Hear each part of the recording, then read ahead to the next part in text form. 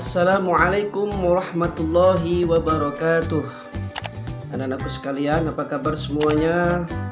Alhamdulillah, semoga kita selalu dalam keadaan sehat dan selalu dalam lindungan Allah Subhanahu wa Ta'ala. Kali ini Pak Khair akan mengajak kalian belajar, yaitu dari buku fikih pelajaran kedua, bersuci. Apa itu bersuci? Bagaimana tata cara bersuci itu? Islam sangat menganjurkan kepada umatnya agar selalu menjaga kebersihan badan, pakaian, dan lingkungan. Ingat, sebagaimana sabda Nabi Muhammad SAW, kebersihan adalah sebagian daripada iman. Bersuci berarti bersih.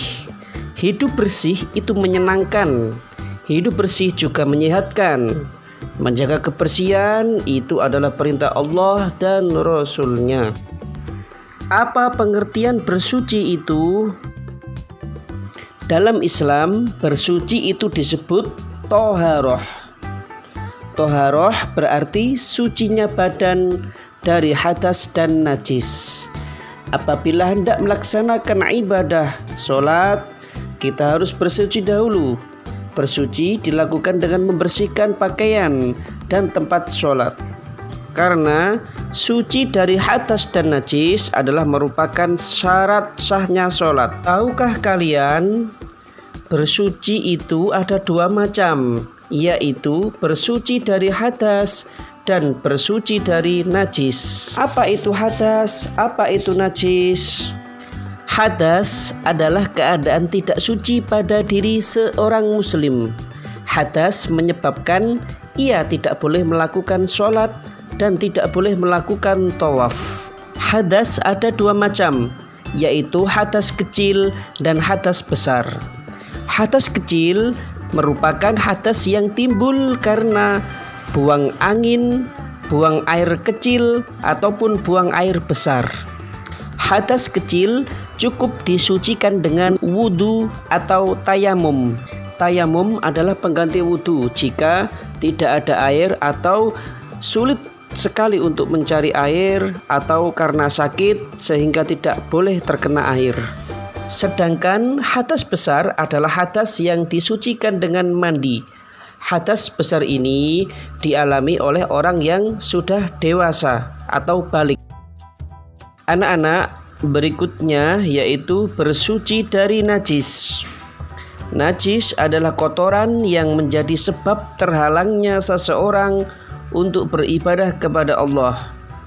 Orang yang kena najis tidak boleh sholat. Pakaian yang kena najis tidak boleh dipakai untuk sholat. Tubuh yang kena najis harus dibersihkan sebelum melaksanakan sholat. Contoh najis adalah kotoran manusia atau hewan, air kencing manusia atau hewan, dan juga air liur atau jilatan anjing. Cara mensucikan najis adalah dengan membersihkan tempat yang terkena najis dengan menggunakan air, atau jika tidak ada air bisa menggunakan tisu, batu, kayu, atau menggunakan debu. Pernahkah kalian melihat kotoran hewan? Apa yang kalian lakukan apabila kalian terkena kotoran tersebut? Tata cara bersuci.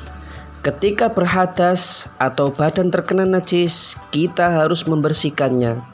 Suci dari hadas kecil dan hadas besar adalah merupakan syarat melaksanakan ibadah sholat, tawaf, dan membaca Al-Quran, dan ibadah-ibadah yang lain. Tata cara bersuci dengan wudhu dan istinja. Wudhu termasuk cara bersuci. Berwudhu harus menggunakan air suci dan mensucikan. Air untuk bersuci adalah air sumur, air hujan, air embun, air salju, atau air sungai yang mengalir. Apabila tidak ada air, maka kita boleh bersuci dengan menggunakan debu atau tanah yang suci. Bersuci dengan menggunakan debu tersebut itu dinamakan tayamum. Anak-anak, bersuci berikutnya yaitu dengan istinja. Istinja adalah membersihkan kotoran yang keluar dari dubur dan kubul. Dubur adalah tempat keluarnya buang air besar, dan kubul adalah tempat keluarnya buang air kecil atau kencing. Kotoran yang keluar dari tubuh harus segera dibersihkan agar badan tetap suci dan bersih. Tidak ada air untuk bersuci, kita boleh beristinja dengan cara lain, seperti beristinja menggunakan batu, kertas, tisu, atau kayu. Istinja dilarang menggunakan benda basah atau licin. Istinja sebaiknya menggunakan benda kering, padat, dan kesat. Jangan menggunakan benda tajam ya, nanti bisa-bisa sakit. Istinja dilarang menggunakan makanan. Istinja dengan selain air cukup diusap 3 kali sampai hilang wujud najisnya dan hilang baunya. Baik anak-anakku sekalian, itulah tadi pelajaran, semoga bermanfaat bagi kita semuanya. Dan anak-anakku sekalian, semoga dijadikan oleh Allah anak yang soleh solehah, anak yang cerdas, berbakti kepada orang tua, dan bermanfaat bagi agama, bangsa, dan negara. Cukup dari Pak Khair. Terima kasih. Wassalamualaikum warahmatullahi wabarakatuh.